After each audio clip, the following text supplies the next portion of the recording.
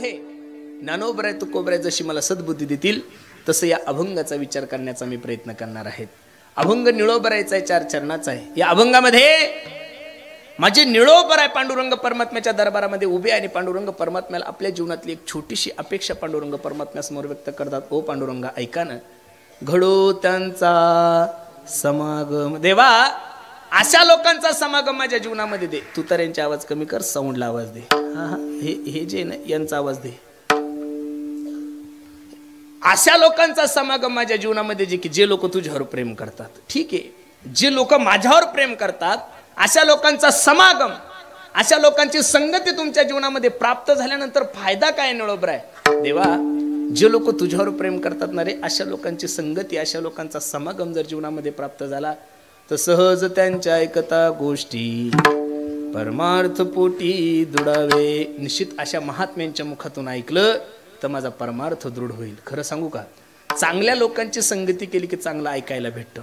चांगल्या लोकांची संगती केली की चांगलं ऐकायला भेटतं. चांगलं ऐकलं रे, ऐकलं की परमार्थातला सगळ्यात मोठा फायदा आहे. वैराग्य वाढे चढवडी. अभंग ऐकायला जरी अपरिचित असेल तर पण अभंगाची रचना किती सुंदर आहे. चांगल्या लोकांची संगती केली की चांगलं ऐकायला भेटतं. चांगलं ऐकलं की परमार्थामध्ये वैराग्य होतं. आणि एकदा का परमार्थामध्ये वैराग्य झालं की परमार्थातला भाव वाढतो. आणि एकदा का परमार्थातला भाव वाढला की त्याचा साक्षात्कार आत्म्याला येतो. विठ्ठल विठ्ठल विठ्ठल विठ्ठल. अभंगात प्रवेश करण्यापूर्वी पहिली शंका तुम्हा सर्व मायबापासमोर निर्माण करतो. कोण आहे निळोबराय? काय निळोबरायचा अधिकार आहे? जगद्गुरु तुकोबरायचे कृपापात्र शिष्य होते माझा निळोबराय. त्याही काळामध्ये माझ्या सद्गुरूचे हजारो शिष्य असतील, त्याही काळामध्ये माझ्या जगद्गुरु तुकोबरायचे लाखानं शिष्य असतील, पण निळोबरायलाच का कृपापात्र म्हणतात याचं कारण असं आहे, जगद्गुरु तुकोबरायच्या परीक्षेमध्ये पास झाले होते. काय झाले होते? परीक्षेमध्ये पास झाले होते. गुरु आणि शिष्य कसा असावं याचं मूर्तिमंत उदाहरण म्हणजे माझे निळोबराय आणि तुकोबराय आहे. गुरुचं आणि शिष्याचं नातं सांगत असताना कबीर महाराजांनी खूप सुंदर सांगितलेलं. कबीर बाबा सांगतात पहा, गुरु तो ऐसा चाहिए जो शिष्य को कुछ ना मांगे, शिष्य तो ऐसा चाहिए जो गुरु को सब कुछ दे डाले. माय बाप त्याला गुरु म्हणा की जो शिष्याच्या संपत्तीवर डोळा ठेवत नाही एक, आणि त्याला शिष्य म्हणा की तो आपलं सर्वस्व गुरुच्या चरणी विलीन करतो. पण बहुतांशी 2024 मध्ये असे गुरु शिष्य गणेश बाबा सापडत नाहीच करतात. मग कोणत्या का माध्यमातून होणे त्याला कापायचं करतात. मग असा जर गुरु असेल तर शिष्य सुद्धा त्याच लायकीचा आहे. शिष्य सुद्धा विचार करतो कधी हा मरल आणि कधी मी याच्या प्रॉपर्टीचा मालक होईल. जो गुरु आपल्या शिष्याच्या संपत्तीवर डोळा ठेवतो आणि जो शिष्य आपल्या गुरुच्या मरणाची वाट पाहतो, तुकोबराय सांगतात, विठोबाची आन नरकासाठी. प्रबल कमी करतो थोडं. विठोबाची आन नरकासाठी, हो विठोबाची आन नरकासाठी, विठोबाची आन नरकासाठी. तुका म्हणे ऐसे गुरु शिष्य पण, विठोबाची आन नरकासाठी, विठोबाची आन नरकासाठी. तुका म्हणे ऐसे गुरु शिष्य पण, विठोबाची आन नरकासाठी, विठोबाची आन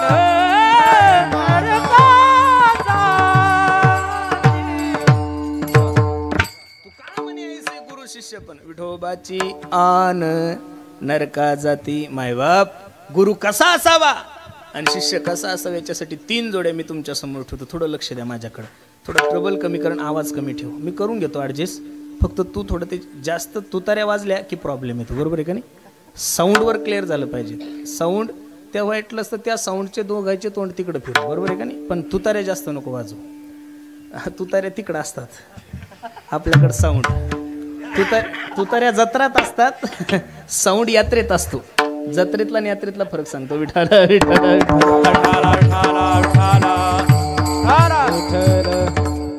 तुम्ही लक्ष द्या माझ्याकडे. माईक कमी जास्त जरी झाला तरी तुम्ही ताण नका घेऊ. लक्ष द्या. एवढे सुंदर तुम्ही लोक आले. मला असं वाटतं काय काय सांगून कसं कसं सांगू. बरोबर आहे का नाही? बरोबर आहे का नाही? लक्ष द्या माझ्याकडे. गुरुचं आणि शिष्याचं नातं सांगत असताना कबीर महाराजांनी सांगितलंय, गुरु तो ऐसा चाहिए जो शिष्य को कुछ ना मांगे, शिष्य तो ऐसा चाहिए जो गुरु को सब कुछ दे डाले. माय बाप, 3 जोड्या मी तुमच्या समोर ठेवतो. पहिली जोडी माझ्या मच्छिंद्रनाथ आणि गोरक्षनाथाची 1, दुसरी जोडी माझ्या निवृत्तीनाथ दादाची आणि ज्ञानोबरायची 2, आणि तिसरी जोडी माझ्या जगद्गुरु तुकोबरायची आणि ज्ञानोबरायची. काय गुरुवर शिष्याचं प्रेम असावं आणि काय गुरुचा अधिकार असावा, या 3 जोड्या पाहिल्या तर तुमच्या लक्षात येईल. मच्छिंद्रनाथ आणि गोरक्षनाथ रस्त्याने जात असताना एका मायमाऊलीच्या घरी वडे केले होते महाराज. लक्ष द्या कीर्तनाकडे. आणि त्या वड्याचा सुगंध मच्छिंद्रनाथाला आल्यानंतर मच्छिंद्रनाथ गोरक्षनाथ सांगतात, ए गोरक्षा, जी गुरुजी वडे खाण्याची इच्छा झाली रे, चला गुरुजी आश्रमावर चला, मी काहीतरी व्यवस्था करतो. मच्छिंद्रनाथ आणि गोरक्षनाथ आश्रमावर आल्यानंतर गोरक्षनाथाने भिक्षेची झोळी घेतली, ज्या मायमाऊलीच्या घरी वडे केले होते त्या मायमाऊलीच्या दारात गेले. ए माय, अलक निरंजन भिक्षाम दे. आता त्या मायमाऊलीला माहित होतं गोरक्षनाथ बाबा दररोजच मधुकरीला येतात. तिनं ताटामध्ये कोरडा सिधा आणला आणि कोरडा सिधा ज्यावेळेस गोरक्षनाथानं पाहिला त्यावेळेस गोरक्षनाथांच्या डोळ्याला धारा लागल्या. ए आई, ए माय, आज कोरडा सिधा नको, तुझ्या घरी जे वडे केलेले ना त्यातले 2 वडे माझ्या गुरुजीला दे. ती काही एवढी धार्मिकही नव्हती मायमाऊली. ती म्हणे, तुझ्या महाराजाला बरं चांगलं चांगलं खा वाटतं. बरोबर आहे का नाही? काही मायमाऊल्या सप्ताह सुरू झाला की त्यांना काय पोट सोडूटतो काही कळत नाही. बिचारे हरिपाठाला नाही, कीर्तनाला नाही, भजनाला नाही. नागपूर जिल्ह्यात एका ठिकाणी माझी भागवत कथा होती. त्या गावामध्ये एक मायमाऊली अशी होती की तिला महाराज लोक पाहिले की तिडं कुठायची तिच्या डोक्याला. बरं ती कधी हरिपाठाला नाही, का तेल नाही, का तिच्या घरी जेवण नाही, भोजन नाही. आमचं नशीब एवढं खराब, तिच्या घरा शेजारीच आम्हाला नाश्ता करायला बोलवलं. आम्ही सकाळी सकाळी कपडे घालून, सगळे पांढरे शुभ्र कपडे घालून चाललो. ती दारामध्ये भांडे घासत होती. आता तिलाही कधी आम्ही पाहिलं नाही, आम्ही तिला कधी पाहिलं नाही. ओळख नाही, पाळख नाही, काहीच नाही. आणि आम्हाला पाहिलं म्हणे, माय बोकेल तर ऊत आला. काय म्हणली? माय बोकेल तर ऊत आला. मी म्हणलं का रे, माझा तब्बल जे होता त्याला मला इथं कुत्रा नाही, मांजर नाही, बोक्या नाही. ती म्हणली कोणाला? त्या हळूच माझ्या कानात म्हणे, ती आपल्यालाच म्हणली. झालं म्हणे पुढं. नास्तिक होती ती. नास्तिक माणसाचं वर्णन करत असताना भागवतामध्ये वेणराजाचं चरित्र सांगितलेले. यदा वेदेषु देवेषु गोषु प्रेषु साधुषु धर्मीमय विद्वेषु सवाषु विनशित. जो वेदाला मानत नाहीये, जो धर्माला मानत नाही, जो शास्त्राला मानत नाही, त्याला नास्तिक म्हणायचं. काय म्हणायचं? नास्तिक म्हणायचं. ती मायमाऊली म्हणे, तुझ्या गुरुजीला बरं चांगलं चांगलं खा वाटतं. गोरक्षनाथाने हात जोडले. ए माय, आतापर्यंत माझ्या गुरुजीने मला कधीच काही मागितलं नाही ग, फक्त 2 वडे मागितलेले.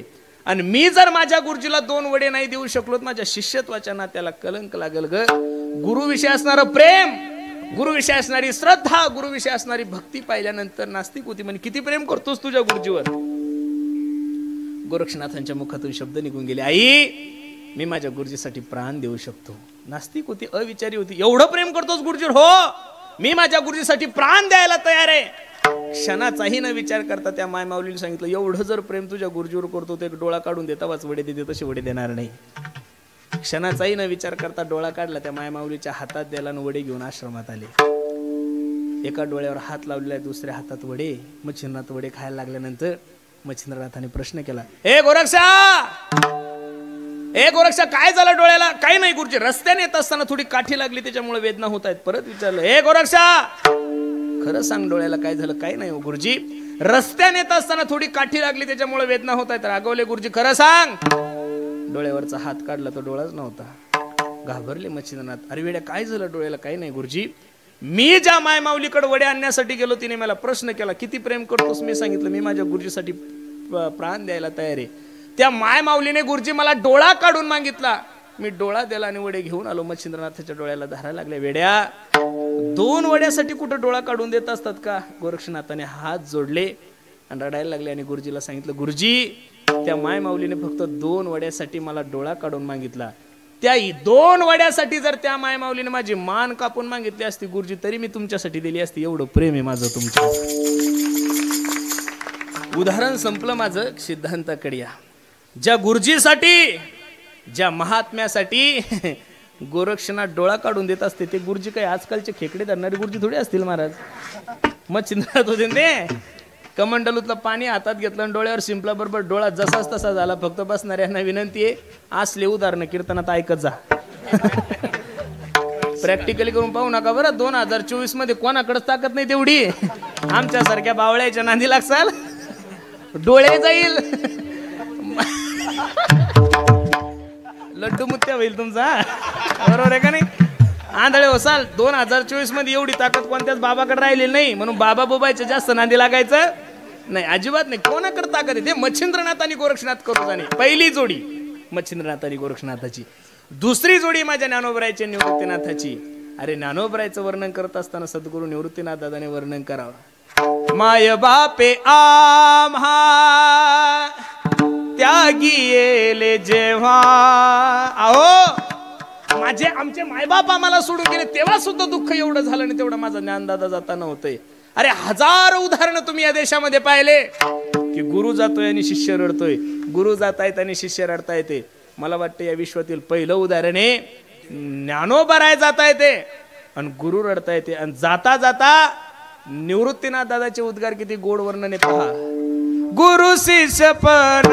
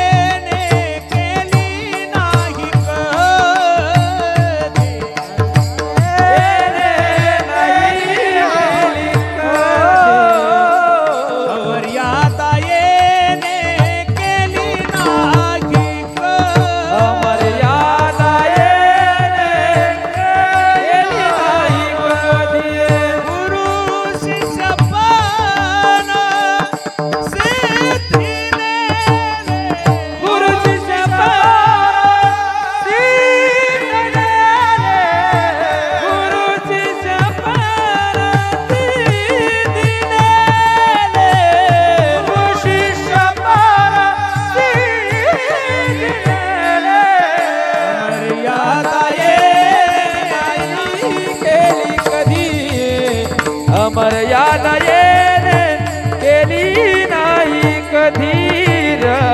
मर्यादा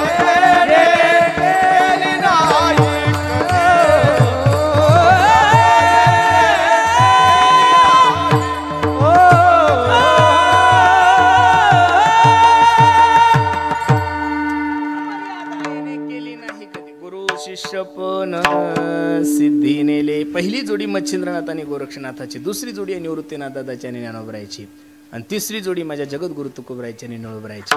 माझ्या सद्गुरूने माझ्यावर कृपा करावी, माझ्या सद्गुरूने माझ्या मस्तकावर हात ठेवावा, याच्यासाठी 42 दिवसाचं अनुष्ठान करणारे महात्मा म्हणजे निळोबराय आहे. तुकाराम तुकाराम तुकाराम तुकाराम तुकाराम तुकाराम तुकाराम तुकाराम. तुकोबरायत आलेच नाही. पांडुरंग परमात्मा विटेवून उतरला निळोबरायच्या दारात. ओ निळोबराया, ओ निळोबराया, डोळे उघडा. जर काही बरं वाईट झालं तर लोक काय म्हणते? निळोबरायाने डोळे उघडले. जगाच्या मालकाकडे पाहिलं, सांगितलं येथे तुझं लागी बोलाविले कोणी, प्राथिला वाचोनी आला सिका. अबे देवे ना, तुला काही शास्त्र वगैरे कळतं का? अबे शास्त्र असं सांगतंय की काही ठिकाणी आमंत्रण असल्याशिवाय जायचं नाही. एक, काही ठिकाणी आमंत्रण असल्याशिवाय जायचं नाही. एक, आमंत्रण असलं तरी जायचं नाही. 2, आणि काही ठिकाणी आमंत्रणाची अपेक्षा करायची नाही. ती एवढं सुंदर नियोजन तुम्ही सर्व ग्रामस्थ मंडळी केलंय. इथं नावाची अपेक्षा करू नका. बसणाऱ्या सगळ्या मायबापाला माझी विनंती आहे, अरे परमार्थात जर नावाची अपेक्षा करायला लागले तर परमार्थाचं वाटोळं होऊन जाईल ना महाराज. चुकून जर एखाद्या माणसाचं सप्त्यावर नाव नाही राहिलं, चुकून त्याचा काना मात्रा जर हुकला ना महाराज, तर ते हलकट 7 दिवस इकडे येऊन पाहत नाही. इथं का तुझ्या पुरीचा साखरपुडा आहे, का तू वरबाप आहे, का तुझ्या हस्ते काही देऊक बसायचं, काही नाही महाराज. परमार्थात नावाची अपेक्षा करू नका. इथं बसणाऱ्या सर्व मंडळीला माझी विनंती आहे, हवा दिसती का जाणवती हो तुम्हाला? इथं जेवढे काही मंडळी बसले, हवा दिसती का जाणवती माया? जाणवती. हवेला कलर नाहीये. हवा निळी नाही, हिरवी नाही, पिवळी नाही, काळी नाही, ढवळी नाही. हवा फक्त तुम्हाला मंडपावाल्यातल्याला बरं वाटतं, मंडपाच्या बाहेर थोडी थंडी वाजत असेल, बरोबर आहे का नाही? हवा जाणवती. हवा हवेचं काम करते, पण हवा दिसत कोणालाच नाहीये महाराज. धर्माचं काम करत असताना अरे जा माझ्या गजानन महाराजांच्या मंदिरामध्ये, जा शिर्डीच्या संस्थानला, जा तिरुपतीच्या संस्थानला, हजारो टन धान्याचे ट्रक आणून टाकतात लोक, पण ड्रायव्हर सांगत सुद्धा नाही ट्रक कुठून आलेला आहे महाराज. धर्माचं काम करत असताना, संप्रदायाची सेवा करत असताना, इथं काही देणगी देत असताना, इथं कोणी अन्नदान करत असताना कीर्तनकाराने माझं नाव घ्यावं, आयोजकाने माझं नाव घ्यावं, एवढं चांगलं काम तुम्ही करूच नका. मी याच्यात थोडं पुढे जाऊन बोलतो. तुम्ही काम एवढं चांगलं करा गड्यानो, सेवा एवढी चांगली करा की तुमच्या कामाची दखल माझ्या खंडोबारायाने घेतली पाहिजे महाराज. तुमच्या कामाची दखल माझ्या देवाने घेतली पाहिजे. म्हणून परमार्थाच्या ठिकाणी नावाची अपेक्षा करूच नका. तुका म्हणे जवळीनं पाचारिता जावे आणि संत चरण भावे. इथं या, मी खंडोबारायाच्या दरबारात तुम्हाला सांगतो, या महाराष्ट्रामध्ये आजच्या तारखेमध्ये फक्त एकच व्यासपीठ असं राहिलंय, तिथं फक्त माणसाला चांगलं ऐकायला भेटतंय महाराज. नाही तर व्यासपीठच नाहीये की तिथं तुम्हाला चांगलं ऐकायला भेटेल. अरे महाराष्ट्रातला कोणताही कीर्तनकार असू द्या, मी असो द्या का माझ्यापेक्षा ज्ञानी असू द्या का माझ्यापेक्षा छोटा असू द्या, महाराष्ट्रातल्या आतापर्यंत कोणत्याच कीर्तनकाराने तुम्हाला या माईकून कधी दारू पिण्याचं ज्ञान नाही दिलं गड्यांना, कधी चोऱ्या करण्याचं ज्ञान नाही दिलं. म्हणून कीर्तनाचं अंग होय अंग इथं या. कारण कलियुगामध्ये यत् फलम नास्ति तपसा योगेन समाधीन हातात फलम लभ्यते सम्यक कलौत हरी. तुलसीदासजी सांगतात कलियुग केवल नाम आधारा, सुमिर सुमिर नर उतर ही पारा. कलियुगा माझी करावे कीर्तन, जेने नारायण देईल भेटी. म्हणून काही ठिकाणी आमंत्रण नसलं तरी जा एक, काही ठिकाणी आमंत्रण असलं तरी जाऊ नका. कोणी तुम्हाला फुकट तमाशाला नेत असेल जायचं, तुम्हाला कोणी फुकट दारू पाजत असेल प्यायची, तुम्हाला आता कोण पाजणार आहे 5 वर्ष? डायरेक्ट तुमचा नंबर आता 29लाच आहे. तुम्ही तोपर्यंत लागली जिल्हा परिषद तर आहे काही बेवड्याची मजा, नाही तर तुमचा ताळाच नाही महाराज. फुकट कोण पाजणार आहे तुम्हाला? म्हणून काही ठिकाणी तुम्हाला फुकट जरी कोणी धाब्यावर नेत असेल जायचं नाही, कोणी तुम्हाला फुकट तमाशाला नेत असेल जायचं. आणि काही ठिकाणी आमंत्रण असल्याशिवाय जायचं नाही. व्यवहार आहे, कोणाचं लग्न असेल, वास्तुशांती असेल, वाढदिवस असेल, कोणाचा कुंकुटिळ्याचा कार्यक्रम असेल, पत्रिका असेल, फोन असेल तरच जा. आमंत्रण नसताना गेलं तर फजिती होती. भागवतामध्ये खूप सुंदर कथा दक्ष प्रजापतीची आलेली बाबांच्या मुखातून तुम्ही ऐकली असेल. दक्ष प्रजापतीने यज्ञ ठेवला, सर्व देवतांना बोलवलं, पण स्वतःच्या जवळला म्हणजे भगवान शंकराला आमंत्रण दिलं नाही. कैलासामधून विमानं जात असताना सती आई साहेब आपल्या मालकाला सांगू लागल्या, ओ मालक, माझ्या बापाने खूप मोठा सप्ताह ठेवलाय हो, चला ना. भगवान शंकर म्हणतात अगं मी सुद्धा कीर्तन केसरी ग, नाही जागराची सेवा पहिल्या दिवसाची तर सेवा जवाई म्हणून दिली पाहिजे का नाही? अहो जाऊ द्या, खूप मोठा सप्ताह आहे, चला. नाही नाही नाही, बिना आमंत्रणाचं जाणं सती योग्य नाहीये. खूप विनंती केली पण भगवान शंकर ऐकत नाही. त्यावेळेस सती आईसाहेब रडायला लागल्या आणि रडता रडता मालकाला सांगतात, मालक, बापाच्या घरी जाण्यासाठी पूर्ण आमंत्रणाची काय गरज आहे? भगवान शंकराला कळलं ही जात ऐकणार नाही. भगवान शंकराला कळून चुकलं ही जात ऐकणार, तुम्ही एवढं ध्यानात घ्या. भगवान शंकराची बायको जर भगवान शंकराचं ऐकत नव्हती तर आजकालच्या शंकराने अपेक्षा करायची. आपण फक्त गणू कीर्तनात ज्ञान सांगायचं, अहम ब्रह्मास्मी तत्वमशी प्रज्ञानम ब्रह्म. ब्रह्माच्या गप्पा कीर्तनात करताना घरी गेली बायको म्हणती, भोप्या अहम ब्रह्मास्मी. No challenge. नंदी लावा त्याला, नंदी कपाटामध्ये जेवढ्या साड्या पॅकिंग घे तेवढ्या सगळ्या भर, हिच्या सोबत जा. आमंत्रण नसताना दक्ष प्रजापतीच्या यज्ञामध्ये गेली, सर्व देवतांना स्थान पाहिलं, राग आला, माझ्या मालकाला स्थान नाही. यज्ञ कुंडामध्ये उडी मारली आणि देह संपवला. निळोबराने देवाला सांगितलं, देवा तुला बोलवलंच नाही, बरं मला काही संकट आहे का? महाराज सांगतात, तैसा परी आमा नाही बा संकट, तरी का फुकट श्रम केला. अबे मला का भक्त प्रल्हादासारखं संकट आहे का, द्रौपदी सारखं संकट आहे का, गजेंद्रासारखं संकट आहे? अजिबात नाहीये. परत निळोबराने डोळे लावले, भजन सुरू केलं, तुकाराम तुकाराम तुकाराम तुकाराम तुकाराम तुकाराम तुकाराम तुकाराम. परत निळोबराच्या समोर देव गेला, बारीक तोंड केलं, ओ निळोबराय, अहो 42 दिवस झाले नो, अन्न पाण्याचा त्याग केला निळोबराय, जर काही बरं वाईट तुम्हाला झालं तर लोक मला बोलतील. हो निळोबराय, डोळे उघडा.